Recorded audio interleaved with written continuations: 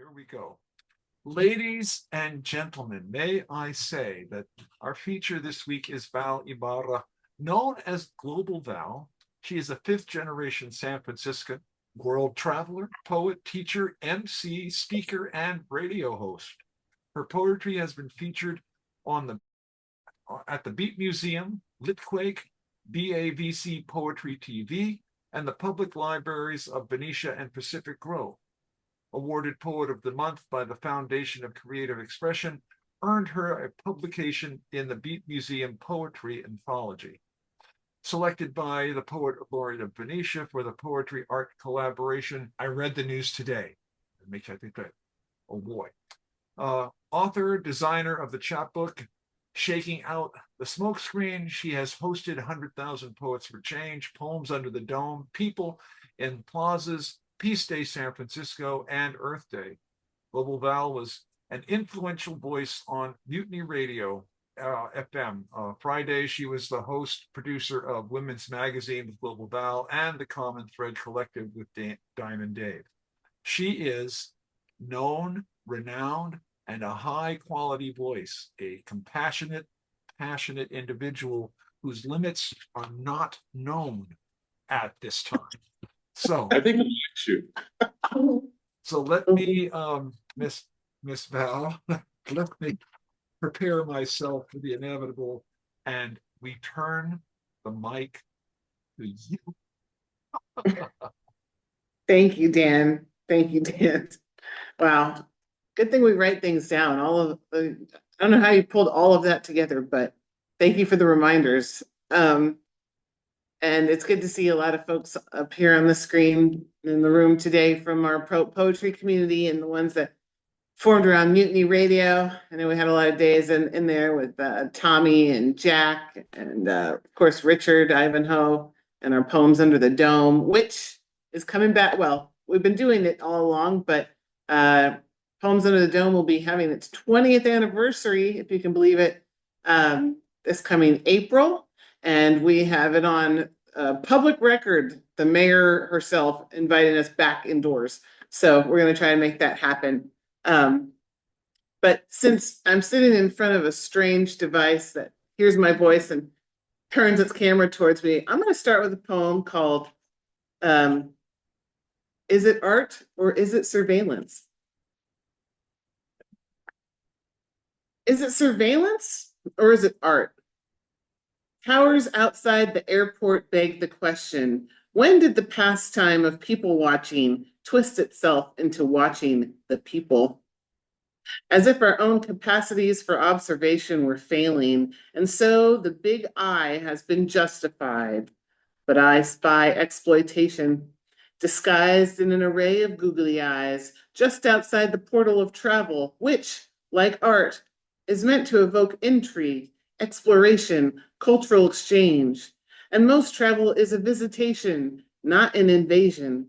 So it is we who are exposed to technological overreach, sold on the dishonest trope that we have to trade privacy for security. Which ties into 9/11 today and the Patriot Act that I'll read a poem about Mutiny Radio. I don't know if everybody heard this, but after about 17 years of that corner spot at corner 21st of Florida, actually finally closed its doors. After a long run. I haven't done shows there for a while because somehow my experience being a pirate radio host made me qualified for a government job. But I get to fight the government from inside the government. It's the best way to do it. So when I learned that Mutiny Radio was actually closing and giving up the lease, I went on a frenzy, and this is called Saving Archives from Mutiny Radio. It feels like Noah's Ark, scraping and bailing, dragging and dropping from one master hard drive into a scrappy USB, a frenzy to feed the future by preserving the past. And yet presently I am watching in real time on social media showing me the police state showing up to enforce the dissolution of People's Park in Berkeley. Yeah. A sour reminder that time and places are not sustainable when they go slipping through the planks like water. Wow. I was a street vendor 14 years, so bravo. Thank you.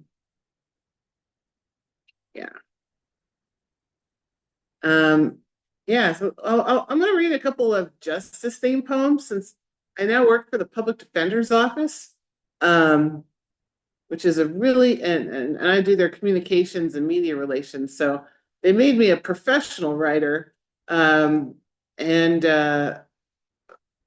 which makes my head not have a lot of space for poetry, but I've written a few justice themed poems. Read the first one called Evidence. Evidence comes through in stripes, different hues of white, the weighty and the calculated, and often dizzying demonization, bedeviling accusations, sometimes well-reasoned, such is the nature of suspicion. But why push past the barriers of obvious doubt in an otherwise open and shut case of mistaken identity? Nice. That was based on a true trial that I witnessed. Justice lives in a blind spot. What does balance look like? Why are they ever so weighted? It's not all or nothing. It's sometimes unsightly and hidden, where we pretend that closed doors will help someone move forward, but it's rusted over like the generations in chains, bound by some book of legal authority, taken and assumed.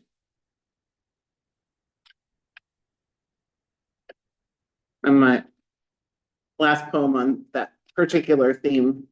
I have been inside a state prison, thankfully, as an observer, standing at the gates, touched by the direness of these men's fates and the ghosts that parade. An old facade commemorates history, masking modern institutions with seats to which one may be shackled in order to learn and earn while yearning for humanity to wake up and be freed.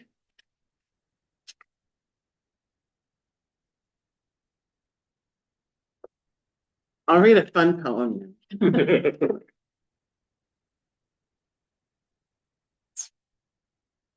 is that? Here we go.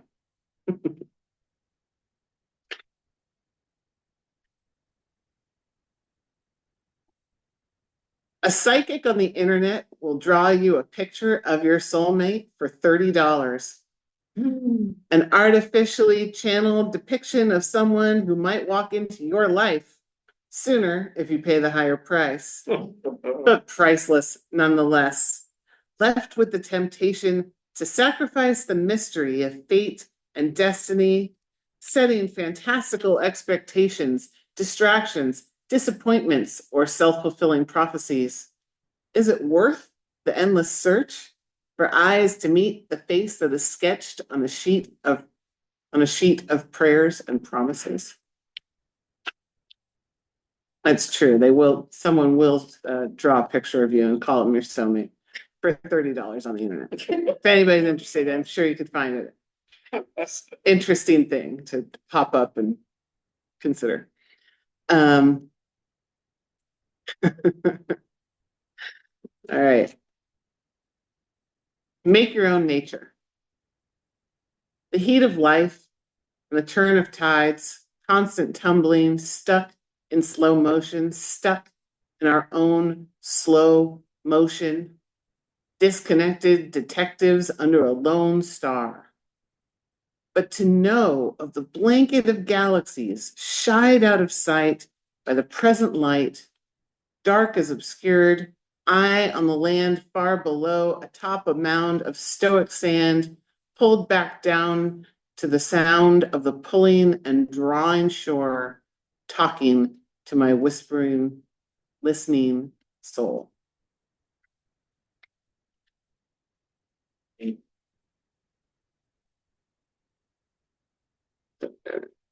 right.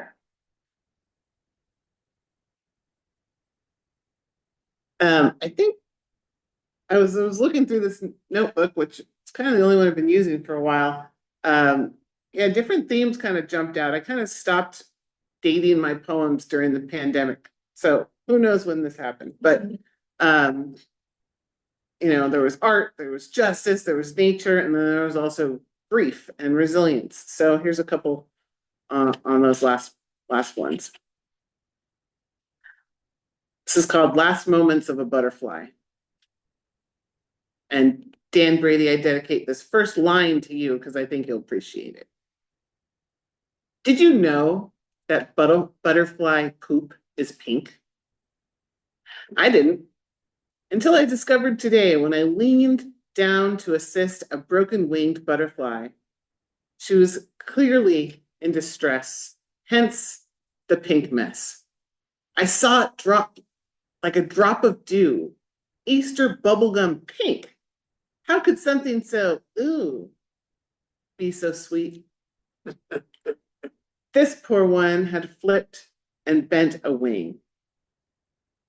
It was a fuzzy-bodied thing, prime, beautiful being. So I scooped her up, and after a few stubborn flutters, she came to me, crawled onto my hand. I had never handled a butterfly. Why would I? Wild thing that deserves to be free. But I wondered if I could assist here in the repair, triage on a wing and a prayer. A last ditch before she'd certainly die. Nature takes. And I took her to the geranium after making a few attempts, but this gentle creature, unmendable, no force, however gentle, could repair. As I place it on the flowers in its final hours, I notice my hands are covered in sparkles, like nature's makeup, showing me the source of beauty in a moment of loss. Oh, Thank you.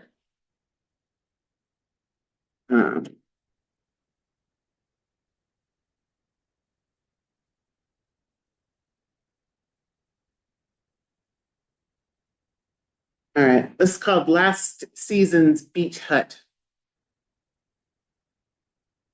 Is it ruins or the remains of a foundation? Crashed ashore, but with familiar pillars. Does one rebuild it in the same spot? It happens. Yet ruins are synonymous with history, proof that time pillages all that cannot remain standing. Holes in the walls make one fill them with imagination, blamed by an inside-out disaster, bare bones, ready to go back to the earth.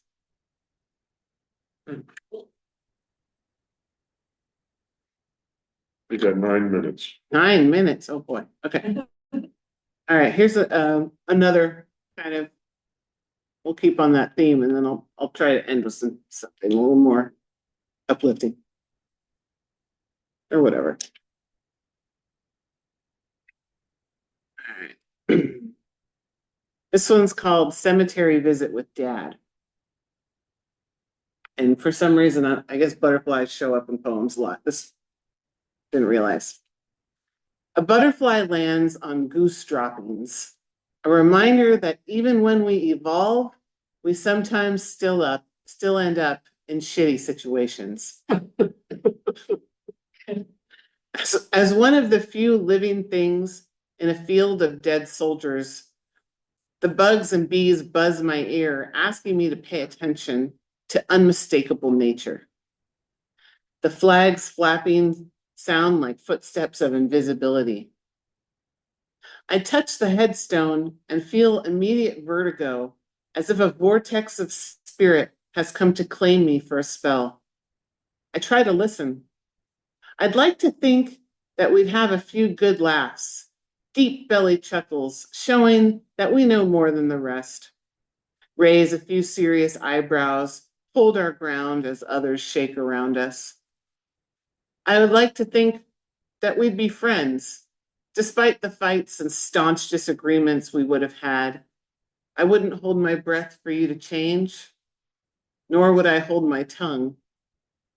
But somehow, after everything, we would get along like coffee and donuts, cut from the same cloth, crooked hairlines and native noses, hazel eyes trying to make sense of our worlds. Oh. Your father? Yeah, Eric. thank you. He's been gone since 1990. But he popped up in a dream not too long ago and prompted a visit.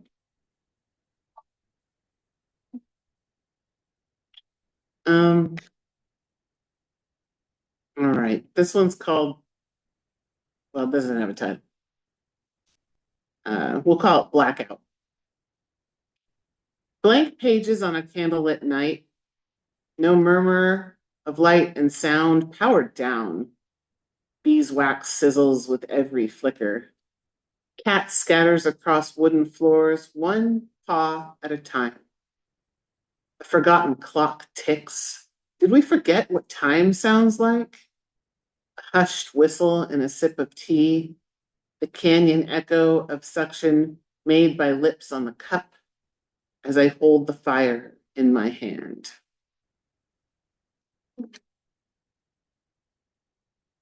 I think I'll just do one more. You have 5 minutes. I have 5 minutes.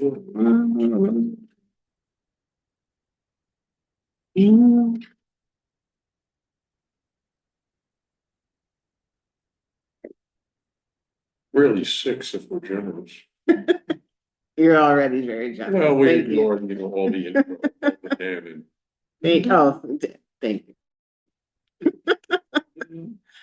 All right. All right, it's 9/11. We should be critical of things.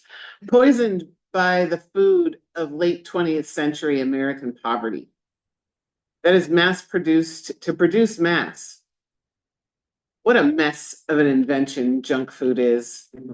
Failing our intestines for what we're ingesting is frightening.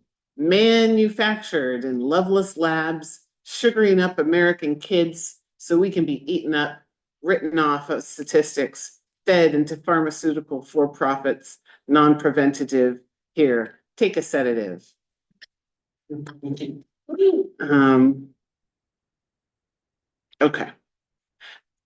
And then this one I wrote the other night after we inaugurated Jenny Lim as our 9th poet laureate of San Francisco. I was, I was on the committee to select the poet laureate, which was really an honor and a really interesting position to see how many amazing poets we have in San Francisco. So they inaugurated her last Friday. And I wrote this afterwards in North Beach after we were celebrating. So we'll see if it makes much sense. San Francisco inaugurated its 9th poet laureate to the praises sung by the mayor, sourced from the librarians, chosen from the poetic movers and shakers who found a path to renewal and inspiration, a moment where passion and politics align. What do the words of a mother tongue invoke? A visceral reminder of our own lost veins. Because Jenny Lim read a beautiful poem about mother tongues at her event, at that event. So thank you for having me. 2 minutes. I will yield my time back to the people who are all here and gathered. And it's good to be back in the swing of poetry. And thank you, Dan Brady, for your gracious hostingness and really lovely introduction. I appreciate you. Thank you so much. Now I'm folks, unmute and just let her know. Emily's just like, what a great read. What great poetry, poem after Val. poem. Beautiful, Wow. as always. Don't stop writing. Great power and brevity. Don't need a lot of words. Thank you. Thank you. You're all been inspiring me for years, so it's good to be back in the poetry zine.